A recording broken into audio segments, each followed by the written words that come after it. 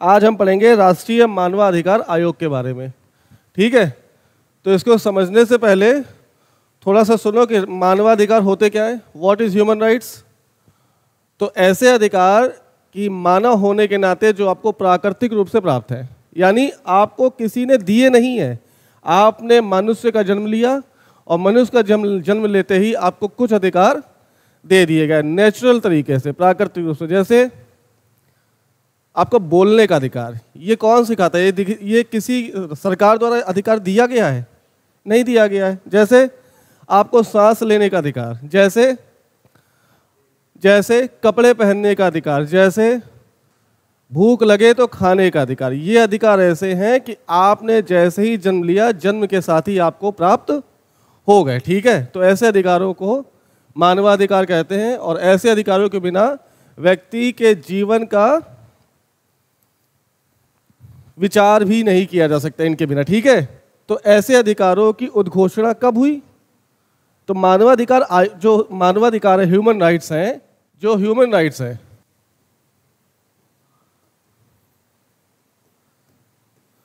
सोचो ऐसे अधिकार व्यक्ति को कब दिए जाएंगे? जब विश्व में कई देशों में लोकतंत्र स्थापित हो चुका होगा। क्योंकि लोकतंत्र से पहले क्या हुआ?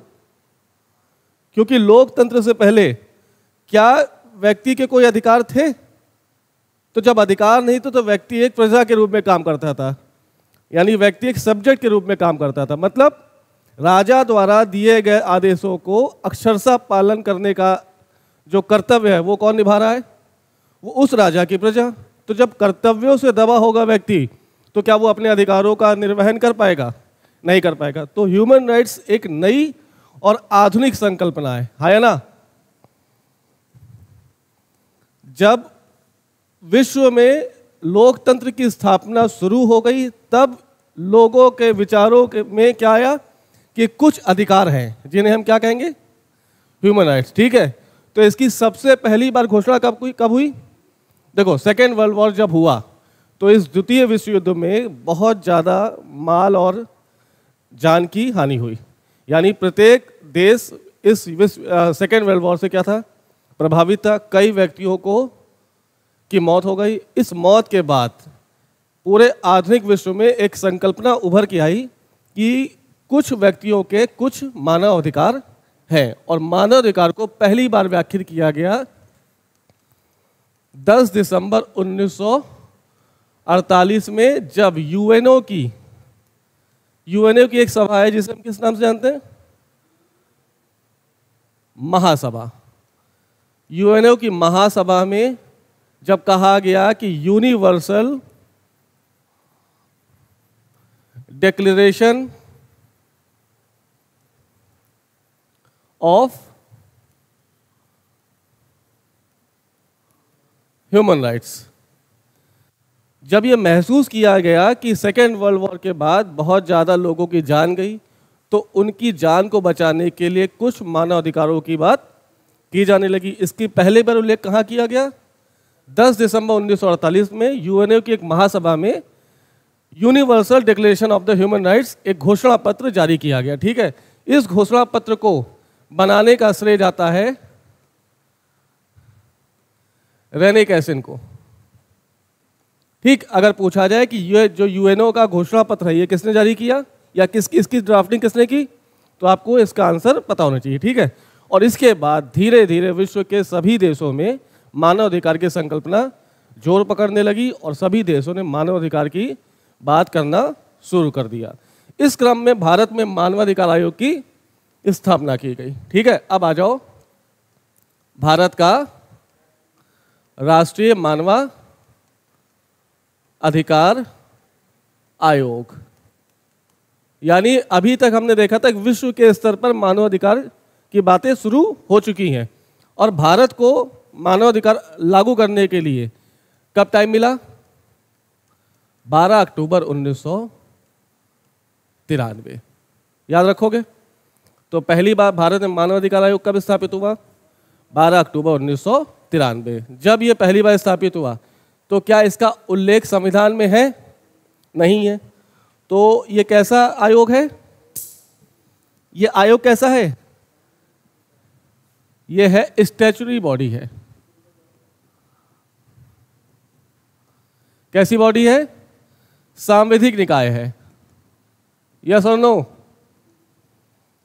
सांविधिक निकाय का मतलब इस आयोग को स्थापित करने के लिए लोकसभा राज्यसभा से एक विधेयक पारित किया गया होगा, राष्ट्रपति ने साइन किया होगा, और जैसे ही राष्ट्रपति ने साइन कर दिया मानवाधिकार आयोग अस्तित्व में आ गया। तो कब आया? 12 अक्टूबर 1993। इसके पहले अध्यक्ष कौन है? पहले अध्यक्ष कौन है इसके? रंगनाथ मिश्रा।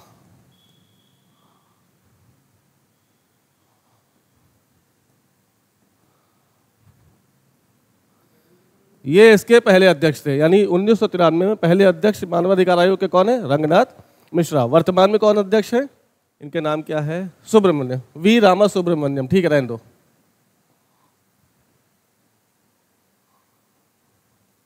ठीक है, ये वर्तमान के अध्यक्ष है। बात समझ में आ गई? अब ये मानवाधिकार कार्य क्या करता है, इसकी संरचना क्या है, स्ट्रक्चर क्या है, और इसमें क्या संशोधन किया गया। तो स्थापित कब हो गया? 12 अक्टूबर 1993 को। 12 अक्टूबर 1993 से लेकर 2019 तक मानवाधिकार आयोग की अलग संरचना थी, और 1993 में इस मानवाधिकार आयोग में एक संशोधन हुआ। कब हुआ? और 2019 के बाद इसकी संरचना अलग हो गई। ठीक है, तो इसकी तुलना करके पढ़ेंगे कि 2019 से पहले की संरचना क्या है और 2019 के बाद हुए संशोधन के बाद इसकी संरचना क्या है। ठीक है, चलो। नेशनल ह्यूमन राइट कमीशन, इसमें संशोधन कब हुआ? तो इसमें संशोधन राष्ट्रीय मानवाधिकार संशोधन अधिनियम 2019। ठीक है, तो थोड़ा सा पता हो, लेकिन वर्तमान की जो संरचना है वो हमें पूरी तरह से पता होनी चाहिए। हालांकि अगर कंपेयर करने को कभी पूछा जाए तो थोड़ा सा दिमाग में तुम्हारे पास ओवरव्यूज होगा तो चीज़ें कनेक्ट कर पाओगे। ठीक है, चलो देखो, ये है बिफोर 2019 और ये आफ्टर 2019। ठीक है, इसमें संरचना की बात कर रहे हैं ना हम, किसकी? स्ट्रक्चर की बात कर रहे हैं। किसका स्ट्रक्चर? मानवाधिकार आयोग का स्ट्रक्चर। तो जब 2019 से पहले कौन है? इसके एक अध्यक्ष होते थे। ठीक है, ये अध्यक्ष सुप्रीम कोर्ट के रिटायर्ड सीजीआई होते थे। कौन था? रिटायर्ड सीजीआई इस मानवाधिकार आयोग के अध्यक्ष होते थे। लेकिन 2019 के बाद क्या हुआ? अध्यक्ष होगा, लेकिन इसमें चेंज किया गया। या तो सुप्रीम कोर्ट का रिटायर्ड सीजीआई भी हो सकता है, या सुप्रीम कोर्ट का रिटायर्ड अन्य न्यायाधीश भी हो सकता है। ये बात समझ में आ गई कि नहीं आ गई? आई बात समझ कि नहीं आई? 2019 से पहले सिर्फ और सिर्फ अध्यक्ष का पद कौन लेगा? जो सुप्रीम कोर्ट का मुख्य न्यायाधीश रिटायर हो चुका हो। लेकिन 2019 के बाद या तो वो सुप्रीम कोर्ट का मुख्य न्यायाधीश हो रिटायर, या कोई भी अन्य न्यायाधीश हो जो रिटायर हो चुका हो। ठीक है, आगे देखो। 2019 से पहले एक अध्यक्ष, 4 पूर्णकालिक सदस्य, यानी 4 परमानेंट मेंबर होंगे। कब की बात कर रहे हैं? बिफोर 2019। और 4 ही पदेन सदस्य होंगे। ये बात समझ में आ गई? आई कि नहीं आई? 4 पूर्णकालिक और 4 पदेन। ये है बिफोर 2019 स्ट्रक्चर ऑफ एनएचआरसी। लेकिन हमें ज़्यादा ध्यान कहाँ रखना है? 2019 के बाद देखो, इस 4 पूर्णकालिक सदस्यों की संख्या बढ़ा दी गई। और कितनी कर दी गई? 5। ठीक है, 5। हाँ, इतने कहाँ जिएंगे यार? 65 साल के बाद तो व्यक्ति बन रहा है। सुप्रीम कोर्ट का रिटायर्ड न्यायाधीश कौन होगा? वो 65 साल के ऊपर तो बनेगा ही। कब तक जिएगा यार? हाँ, बस समझ में आ गई बात? ठीक है, देखो 5 कौन है? Permanent members. ये क्या होंगे, कैसे होंगे बताएंगे, सिर्फ अंतर बता रहे हैं अभी। इधर क्या है, 4 पदेन सदस्य हैं, इधर क्या कर दिया गया, 7 एक्स ऑफिसियो सदस्य बना दिए गए। तो चेंज क्या किया गया, चेंज 3 किया गया। पहला, अध्यक्ष सुप्रीम कोर्ट का मुख्य न्यायाधीश जो रिटायर हो चुका वही होगा, लेकिन 2019 के बाद इसमें थोड़ा रिलैक्स किया गया और क्या कहा गया कि अध्यक्ष वही होगा जो सुप्रीम कोर्ट का या मुख्य न्यायाधीश हो या अन्य न्यायाधीश, लेकिन रिटायर हो चुका हो। दूसरा से क्या था इसमें पूर्णकालिक सदस्यों की संख्या 4 थी, वर्तमान में संशोधन के बाद कितनी सदस्यों की संख्या हो गई, 5। इसमें 4 पदेन सदस्य थे, संशोधन के बाद कितने सदस्य हो गए। तो अब हम इसको उठा के कैटेगराइज कर लेंगे, ये अध्यक्ष कौन है, ये 5 पूर्णकालिक सदस्य कौन है और ये 7 पदेन सदस्य कौन है। ठीक है, आ जाओ।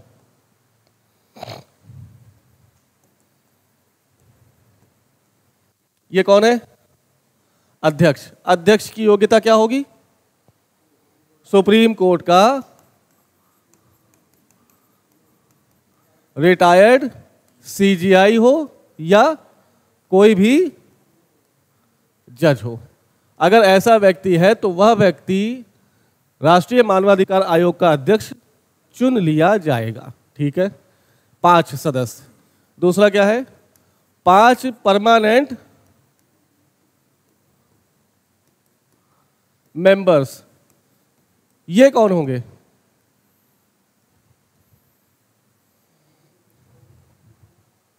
बताओ। तो देखो, 5 परमानेंट मेंबर्स में से एक व्यक्ति सुप्रीम कोर्ट का वर्तमान या रिटायर्ड जज होगा। एक व्यक्ति हो गया, बचे कितने, 4। एक व्यक्ति हाई कोर्ट का, किसी भी हाई कोर्ट का वर्तमान या रिटायर्ड जज होगा। यहां तक समझ में आ गया। बाकी दो हो गए ना, ये संख्या 2 हो गई। इन 5 में से 2 सदस्य कौन होंगे, ऐसे 2 लोग होंगे जिन्हें मानवाधिकार में विशेषज्ञता प्राप्त हो, यानी उन्होंने मानवाधिकार को लेकर कई सारे काम पहले कर चुके हों। कितने हो गए, 2 और 2 4, एक बचा, एक वो होगी जो महिला ही होगी। यही संशोधन हुआ है। पहले कितने सदस्य थे, 4, इसमें क्या कर दिया गया, 5। 5वां सदस्य कौन सा जोड़ा गया, ये महिला ही होगी। ऐसी महिला जिसको मानवाधिकार में विशेषज्ञता हासिल हो।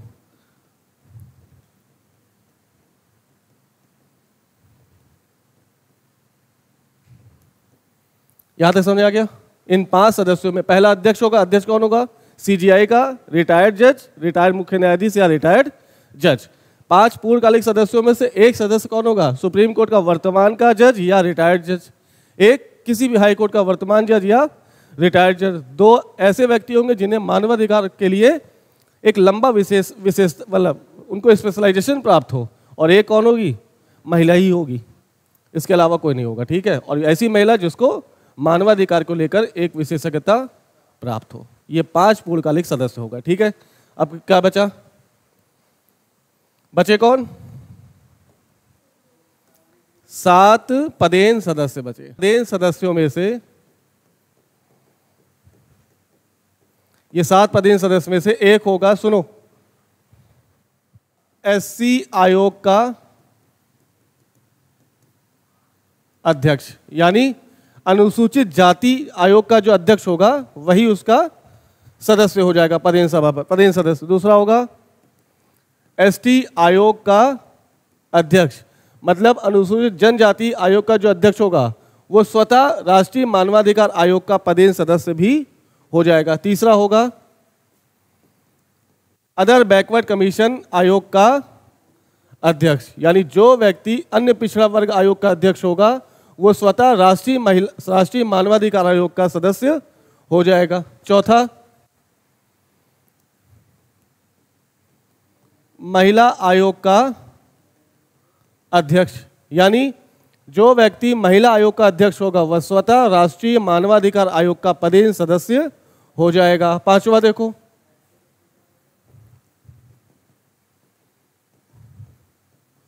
बाल संरक्षण अधिकार आयोग का अध्यक्ष, यानी जो व्यक्ति बाल संरक्षण अधिकार आयोग का अध्यक्ष होगा वह व्यक्ति स्वतः किसका सदस्य हो जाएगा? राष्ट्रीय मानवाधिकार आयोग का सदस्य हो जाएगा। छठा देखो, दिव्यांग जन आयोग का अध्यक्ष, यानी जो भी डिसेबल्ड कमीशन का अध्यक्ष होगा वह स्वतः राष्ट्रीय मानवाधिकार आयोग का सदस्य हो जाएगा। कितने हो गए? 6 हो गए। सातवां कौन है? और हाँ, एक है अल्पसंख्यक आयोग का अध्यक्ष, यानी जो व्यक्ति अल्पसंख्यक आयोग का अध्यक्ष होगा वह स्वतः राष्ट्रीय मानवाधिकार आयोग का सदस्य हो जाएगा। कितने लोग हो गए? 7। एक अध्यक्ष 5, यानी 5 और 6 और 7 13, यानी राष्ट्रीय मानवाधिकार आयोग में अध्यक्ष और सदस्यों की संख्या मिलकर कितनी होगी? 13। इन सभी व्यक्तियों को कौन नियुक्त करेगा? यानी अगर पूछे NHRC के हेड और मेंबर्स को कौन अपॉइंट करेगा, तो आपको बताना है भारत का राष्ट्रपति ऐसे आयोग के सदस्य और अध्यक्ष को नियुक्त कर सकेगा। यानी जो 13 लोग हैं, अभी पिछले इसमें जो चर्चा हुई, ये इन 13 लोगों को कौन अपॉइंट करेगा? भारत का राष्ट्रपति। ठीक है, अगर अपॉइंट करेगा तो कितने साल के लिए? अच्छा हाँ, एक चीज हो, क्या जो ये अपॉइंटमेंट है राष्ट्रपति की विवेकाधीन शक्ति है? हाँ, राष्ट्रपति जिसको चाहे उसको नियुक्त कर सकता है? नहीं। इसके लिए क्या किया गया है, राष्ट्रपति उसी व्यक्तियों को अध्यक्ष और सदस्य के रूप में नियुक्त करेगा जिसे एक 6 सदस्यीय क्या बोलते हैं उसको, चयन समिति, राष्ट्रपति उसी व्यक्ति को अध्यक्ष और सदस्य के रूप में नियुक्त करेगा जिसे ये 6 सदस्यीय चयन समिति क्या दे? हाँ, सलाह दे। ठीक है, इन 6 सदस्यीय चयन मतलब जो सिलेक्शन कमेटी है इसमें कौन कौन लोग होंगे? तो इन 6 सदस्यीय चयन समिति में PM जो होगा वो इस कमेटी का अध्यक्ष होगा। ठीक है, दूसरे होंगे गृह मंत्री। ठीक है, तीसरे होंगे लोकसभा का अध्यक्ष, चौथा होगा लोकसभा में विपक्ष का नेता। कितने हो गए? 5वां है राज्यसभा का उपसभापति और छठा है राज्यसभा का विपक्ष का नेता। यानी ये 6 लोग मिलकर जिस व्यक्ति को राष्ट्रीय मानवाधिकार का आयोग अध्यक्ष या सदस्य नियुक्त करने के लिए सलाह देंगे, किसको? राष्ट्रपति। तो वह राष्ट्रपति उन व्यक्तियों को अध्यक्ष और सदस्य के रूप में नियुक्त कर सकेगा। समझ में आई? तो राष्ट्रपति की ये विवेकाधीन शक्ति नहीं है। जो ये 6 सदस्यीय सिलेक्शन कमेटी कहेगी, राष्ट्रपति उसी व्यक्ति को राष्ट्रीय मानवाधिकार आयोग का अध्यक्ष या सदस्य बना सकेगा। यहां तक समझ आ गई? पक्का? आगे चले। अब अगर पद पे बैठ गए हो, यानी नियुक्ति हो गई है, तो कार्यकाल कितना होगा? 2019 से पहले, यानी संशोधन से पहले कार्यकाल की समय सीमा थी 5 वर्ष या 70 वर्ष, जो भी पहले हो। यानी अगर अध्यक्ष बने 5 वर्ष हो गए तो रिटायर हो जाएगा, या 70 वर्ष पूरी हो गई उम्र तब उसको उस पद से हटा दिया जाएगा। 2019 के संशोधन के बाद यह समय सीमा कम कर दी गई और क्या किया गया? 3 वर्ष या 70 वर्ष। तो वर्तमान में अध्यक्ष और सदस्य कितने साल तक राष्ट्रीय मानवाधिकार के आयोग के अध्यक्ष या सदस्य रहेंगे? या तो उनको अध्यक्ष या सदस्य बने 3 वर्ष हुए हो, या उनकी उम्र 70 साल हो चुकी हो। समझ में आई बात? पक्का? मानवाधिकार आयोग के अध्यक्ष और सदस्य की पद रिक्ति कैसे कैसे हो सकती है? या तो मृत्यु हो जाए तो उस खाली पद पर कोई नया व्यक्ति राष्ट्रपति द्वारा नियुक्त कर लिया जाएगा, या रिजाइन दे दे। रिजाइन किसको देगा? राष्ट्रपति को। ठीक है, जो व्यक्ति नियुक्त करेगा वही उसको रिजाइन करेगा, या कार्यकाल पूरा हो जाए, है ना, कार्यकाल पूरा हो जाए, या साबित कदाचार या असमर्थता उसके ऊपर आरोपित हो जाए। साबित कदाचार या असमर्थता अगर यह साबित हो गया तो राष्ट्रपति उस व्यक्ति को राष्ट्रीय मानवाधिकार के अध्यक्ष या सदस्य के पद से उसको हटा सकता है। लेकिन राष्ट्रपति ऐसा तभी करेगा जब सुप्रीम कोर्ट एक जांच समिति का गठन करे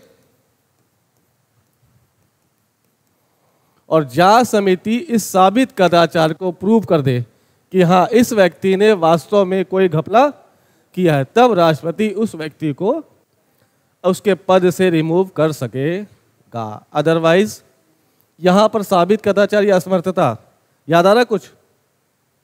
यह आरोप कौन लगाता था? सुप्रीम कोर्ट के जजेस और हाई कोर्ट के जजेस पर। हाँ, 124 का 4 में है ना। लेकिन मानवाधिकार आयोग के अध्यक्ष और सदस्य को हटाने के लिए वो प्रोसेस नहीं पूरा किया जाएगा। वहां पे लोकसभा राज्यसभा ज्यादा पावरफुल हो रही ना। यहाँ के सदस्यों को हटाने के लिए राष्ट्रपति सिर्फ सुप्रीम कोर्ट से जांच करवाएगा, और सुप्रीम कोर्ट जांच करके अगर पाएगी कि हाँ प्रूफ सही है तो क्या कर दिया जाएगा?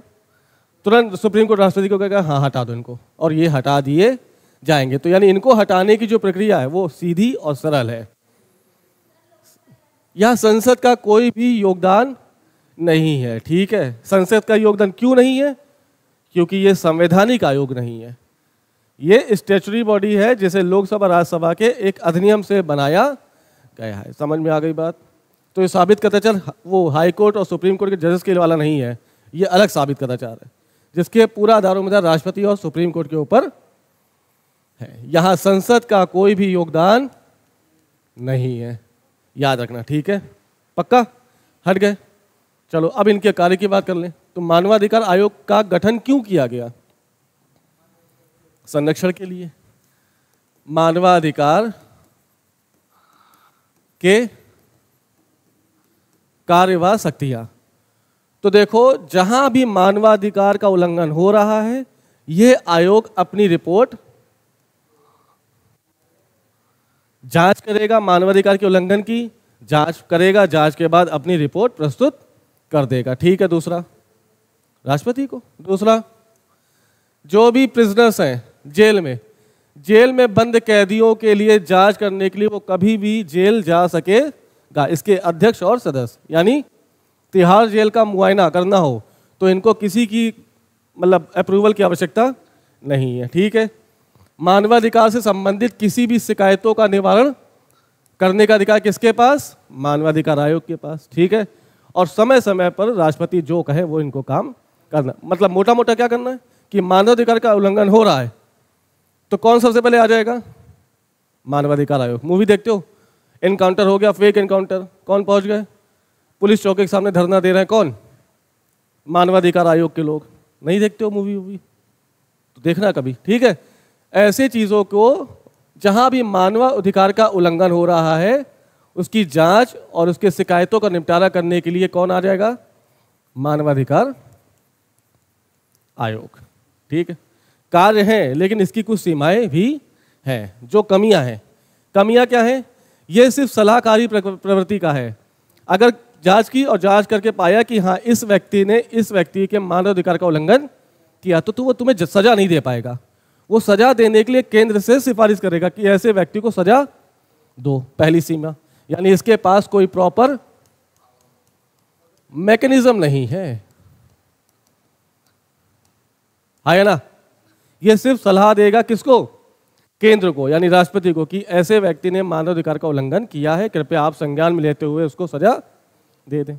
यानी ये कैसी प्रवृत्ति हो गई? एडवाइजरी बॉडी हो गई एक तरह से, हाँ या ना।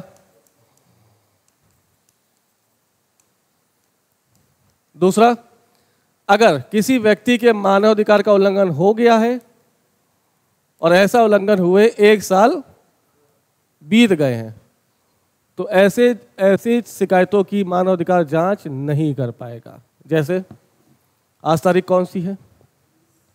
20 मई, 21 मई 2025। हमने तुम्हारा शोषण किया 20 मई 2024 को, और तुम आज जा रहे हो मानवाधिकार आयोग के पास शिकायत लेकर कि मिस्टर एक्स ने मेरे इस मानवाधिकार का उल्लंघन किया, मुझे 3 दिन घर नहीं जाने दिया, 3 दिन कोचिंग में लगातार बैठाल के पढ़ाते रहे, खाना नहीं खिलाया, पानी नहीं पिलाया, और मेरे जीवन जीने के अधिकार को छीनने की कोशिश की गई। तुम कब गए? 1 साल बीतने के 1 दिन बाद मानवाधिकार आयोग आपको वापस बैरंग लौटा देगा, वो नहीं सुनेगा। यानी समय सीमा का निर्धारण कर दिया गया। मानवाधिकार आयोग मानवाधिकार उल्लंघन की जांच तभी करेगा जब ऐसा उल्लंघन 1 साल के भीतर हुआ हो। ठीक है, इसीलिए भारत के एक पूर्व अटॉर्नी जनरल हैं,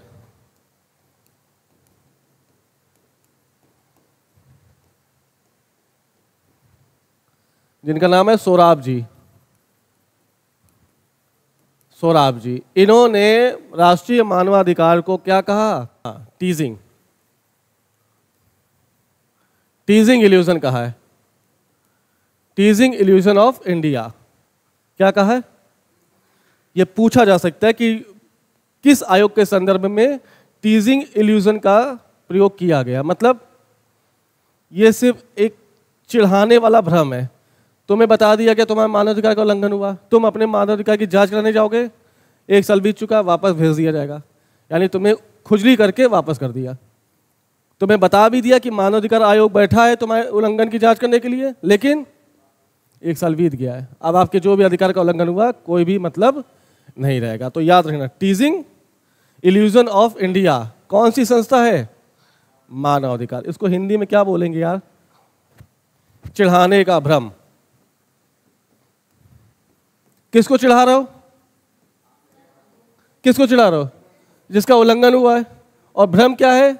उसको भ्रम क्या पैदा कर दिया कि तुम्हें बचा लिया जाएगा वापस, और गए वहां पर तो क्या पता चला कि भाई साहब आपके उल्लंघन हुए 1 साल बीत गया है, हम आपकी कोई सेवा नहीं कर पाएंगे। तो उसको बुरा लगेगा ना। इसीलिए इस संस्था को क्या कहा गया है? टीजिंग इल्यूजन। ठीक है, सरल था, इजी था, कोई दिक्कत?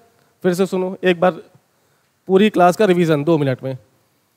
राष्ट्रीय मानवाधिकार आयोग की भारत में स्थापना कब हुई? 12 अक्टूबर 1993। हालांकि मानवाधिकार की बात करें तो मानवाधिकार का क्या मतलब है कि ऐसे अधिकार जिसे मानव ने जन्म लेते ही प्राकृतिक रूप से प्राप्त कर लिए। इस शब्द की उद्घोषणा या इस शब्द का व्यापक प्रयोग कब हुआ? जब सेकेंड वर्ल्ड वॉर हो गया। इस वॉर के बाद पूरे विश्व में कई जानें चली गई, तो जान को ध्यान में रखते हुए मानवाधिकार की बात की गई। और 10 दिसंबर 1948 को यूएनओ की असेंबली ने UN declaration of human rights की बात की। एक घोषणा पत्र है जिसमें बताया कि मानवाधिकार क्या क्या है। इसको तैयार किसने किया? रेने कैरिन ने। ठीक है, इसके बाद धीरे धीरे विश्व के सभी देशों में मानवाधिकार की बातें होने लगी और 12 अक्टूबर 1993 को भारत ने संज्ञान लेते हुए राष्ट्रीय मानवाधिकार आयोग का गठन कर दिया। जब राष्ट्रीय मानवाधिकार आयोग का गठन हुआ तो उस समय उस मानवाधिकार आयोग के पहले अध्यक्ष कौन थे? तो आप बताएंगे रंगनाथ मिश्रा। और वर्तमान के अध्यक्ष कौन है? तो आप बताएंगे वी रामा सुब्रमण्यम। ठीक है, यही याद रखना, इससे ज्यादा नहीं। इस मानवाधिकार आयोग ने 1993 से लेकर 2019 तक काम किया। इस आयोग में पहली बार संशोधन किया गया। कब किया गया? 2019 में। और इस संशोधन के बाद कुछ चेंजेस किए गए। अब मानवाधिकार आयोग को 2019 से पहले और 2019 के बाद में कंपेयर करते हुए पढ़ेंगे। तो 2019 से पहले क्या था? इसमें 1 अध्यक्ष होगा, 4 पूर्णकालिक सदस्य होंगे और 4 पदेन सदस्य होंगे। ये अध्यक्ष क्या होगा? अध्यक्ष हमेशा वही होगा जो सुप्रीम कोर्ट का रिटायर्ड मुख्य न्यायाधीश हो। संशोधन के बाद यह कहा गया कि अध्यक्ष का पद सुप्रीम कोर्ट का रिटायर्ड मुख्य न्यायाधीश या कोई भी अन्य न्यायाधीश जो रिटायर हो चुका है वो प्राप्त कर सकेगा। 4 सदस्य जो पूर्णकालिक सदस्य थे उनमें से संख्या बढ़ा के कितने पूर्णकालिक सदस्य कर दिए गए? 5 कर दिए गए। 5 पूर्णकालिक सदस्यों में से एक सुप्रीम कोर्ट का वर्तमान या रिटायर्ड जज, दूसरा हाई कोर्ट का वर्तमान या रिटायर्ड जज, 2 ऐसे व्यक्ति जिन्हें मानवाधिकार के लिए काफी लंबा अनुभव प्राप्त हो चुका हो, और एक महिला होनी चाहिए जिसे मानवाधिकार के लिए सारी जानकारी उसके पास इकट्ठा हो। ये 5 पूर्णकालिक सदस्य होंगे। बाकी 2019 से पहले कितने पदेन सदस्य थे? तो 4। इनकी संख्या बढ़ाकर कितनी सदस्य कर दी गई? 7। 7 सदस्यों में से कौन कौन होंगे? सुप्रीम एससी आयोग का अध्यक्ष।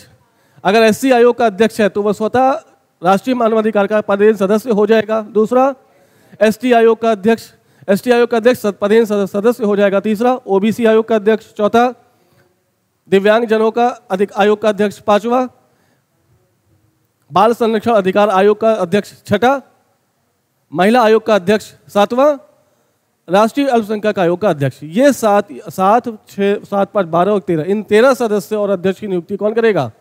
राष्ट्रपति। लेकिन राष्ट्रपति की यह शक्ति विवेकाधीन नहीं है। राष्ट्रपति इन सभी लोगों को नियुक्त करने से पहले एक 6 सदस्यीय चयन समिति की सलाह मानेगा और उसको सलाह मानने के लिए वो बाध्य होगा। इन 6 सदस्यीय चयन समिति में कौन कौन होंगे? तो पहला व्यक्ति पीएम, पीएम उस सिलेक्शन कमेटी का अध्यक्ष होगा। दूसरा, गृह मंत्री। तीसरा, लोकसभा में अध्यक्ष, लोकसभा का अध्यक्ष। चौथा, लोकसभा में विपक्ष का नेता। पांचवा, राज्यसभा का उपसभापति। छठा, राज्यसभा में विपक्ष का नेता। ये 6 सदस्य जिस व्यक्ति को राष्ट्रपति को बोलेंगे कि उसको मानवाधिकार का आयोग का अध्यक्ष या सदस्य बना दो, राष्ट्रपति उस व्यक्ति को अध्यक्ष या सदस्य बना देगा। ये है पूरी संरचना 19 से पहले और 1919 के बाद की।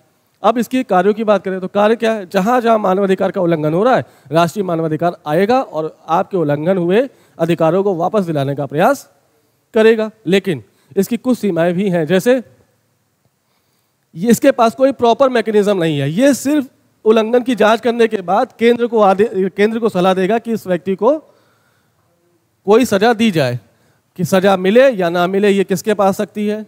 तो यानी इसके पास कोई प्रॉपर मैकेनिज्म नहीं है। दूसरा, अगर उल्लंघन हुआ 1 साल बीत गया है तो उल्लंघन की जांच मानवाधिकार आयोग के कार्य क्षेत्र से बाहर हो जाएगी। इस वजह से भारत के पूर्व अटॉर्नी जनरल सोराब जी ने इसको क्या कहा? टीजिंग इल्यूजन ऑफ द इंडिया, यानी ये चिढ़ाने का भ्रम पैदा कर रहा है। वास्तव में ऐसा कोई कार्य नहीं कर रहा, बस क्या कर रहा है? जिस व्यक्ति के उल्लंघन हुआ है मानवाधिकारों का, उसको सिर्फ चिढ़ा रहा है, उसके मन में भ्रम पैदा कर रहा है।